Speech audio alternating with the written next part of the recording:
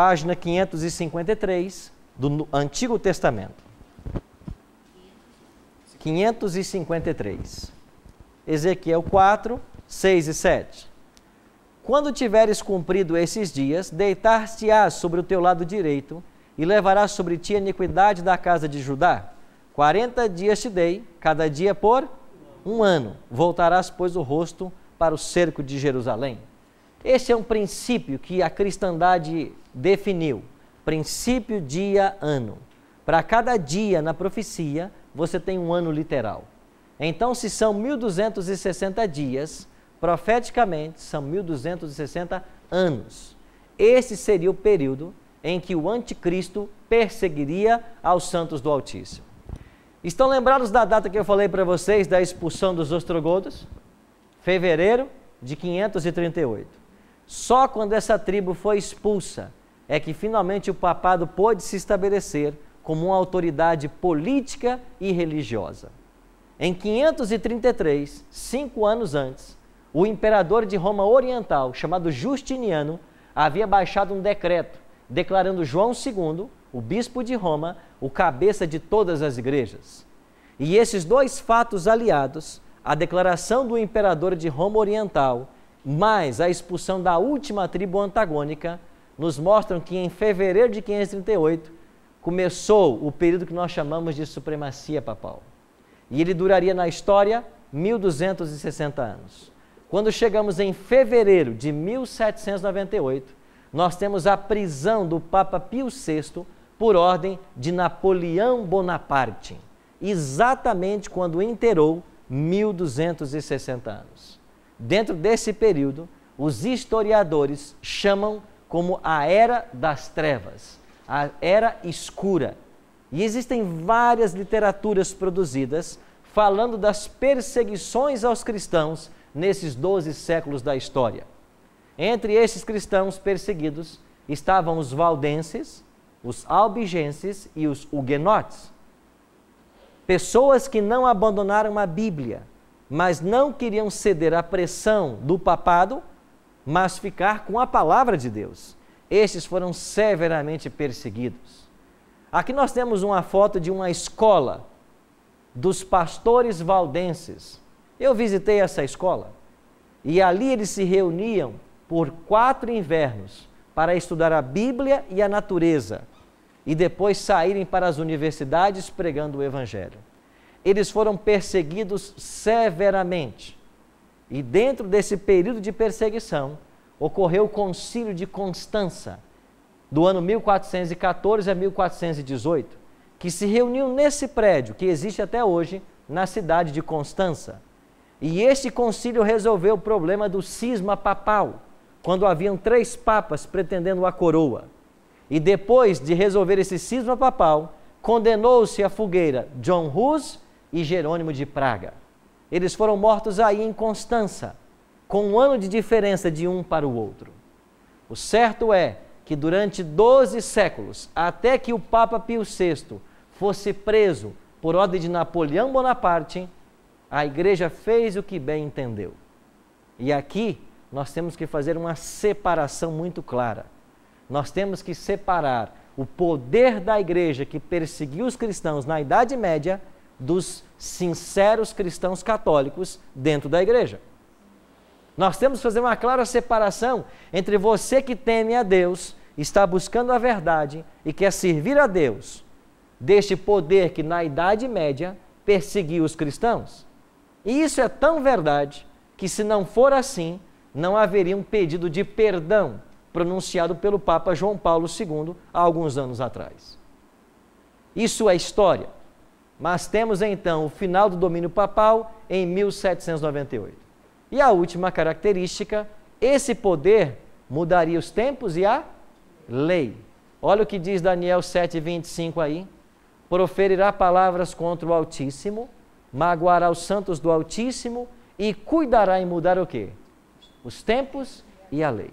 Agora eu pergunto para vocês, como é que o poder romano, o poder papal, alterou a lei de Deus?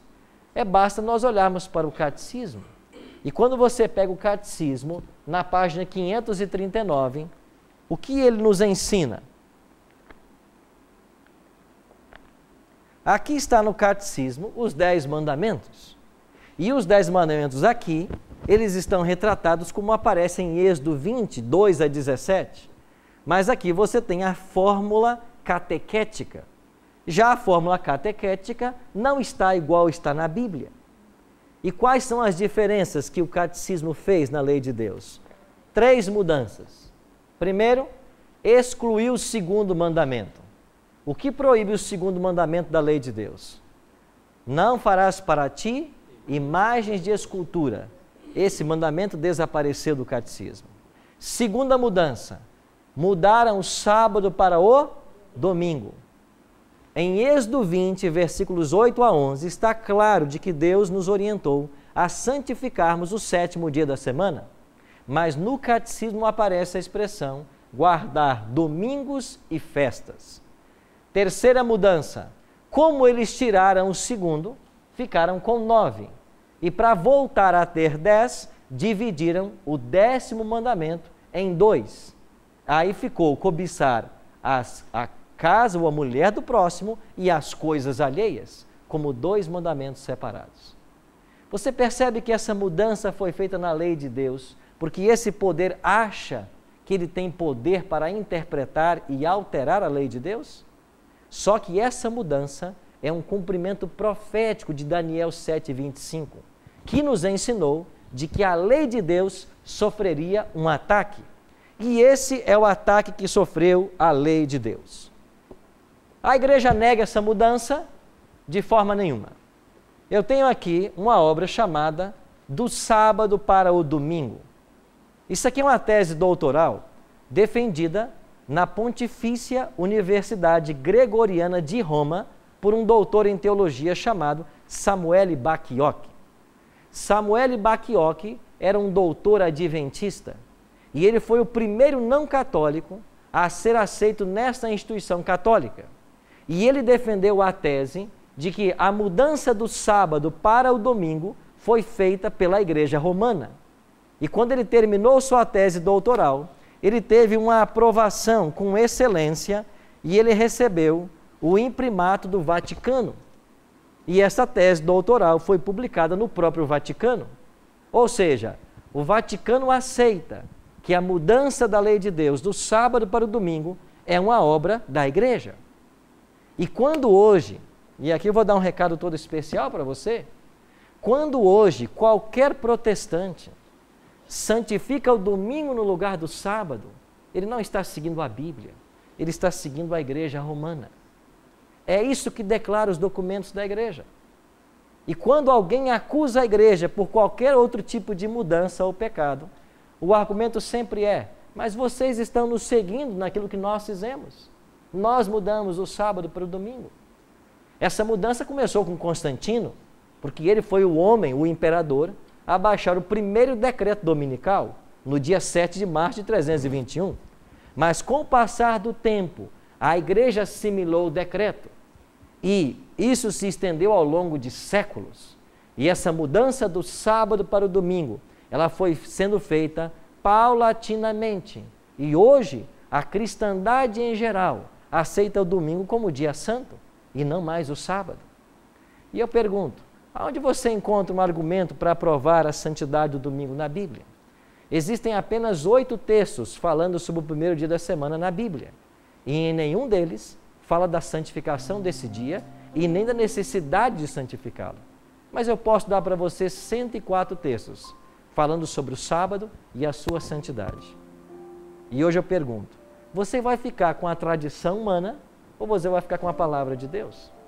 É uma questão de escolha. E todos nós aqui teremos que escolher. Que lado nós vamos ficar? Eu vou ficar no lado da verdade da palavra de Deus ou eu vou continuar seguindo a tradição de homens?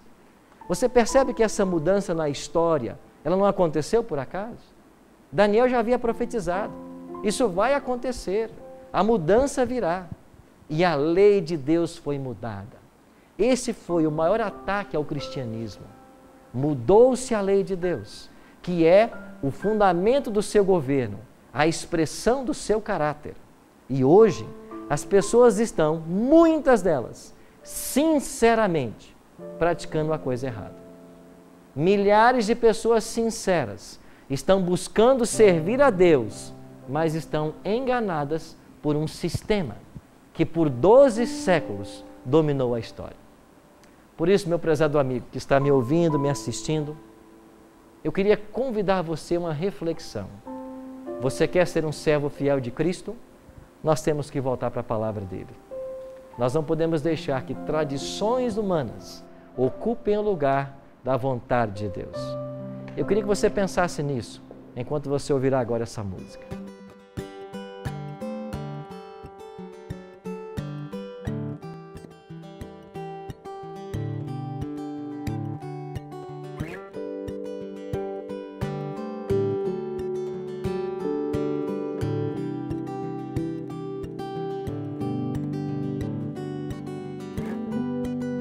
Tive momentos na minha vida que eu duvidava que você existia.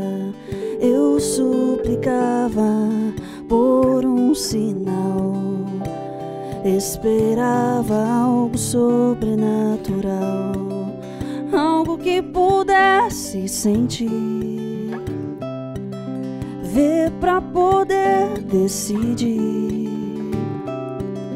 que comprovasse existir, pra confiar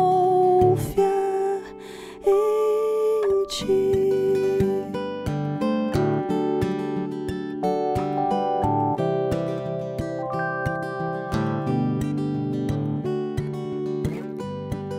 Enquanto esperava por coisas grandes, eu deixei de perceber que todo dia na minha vida um milagre pode acontecer, algo que eu posso sentir. Não posso ver, mas sei que está aqui. Enquanto eu existir, vou confiar no ar que eu respiro, na casa que eu vivo, em cada amigo, no caminho que eu sigo, pois a fé é acreditar até quando não posso enxergar, mesmo que o céu não possa tocar.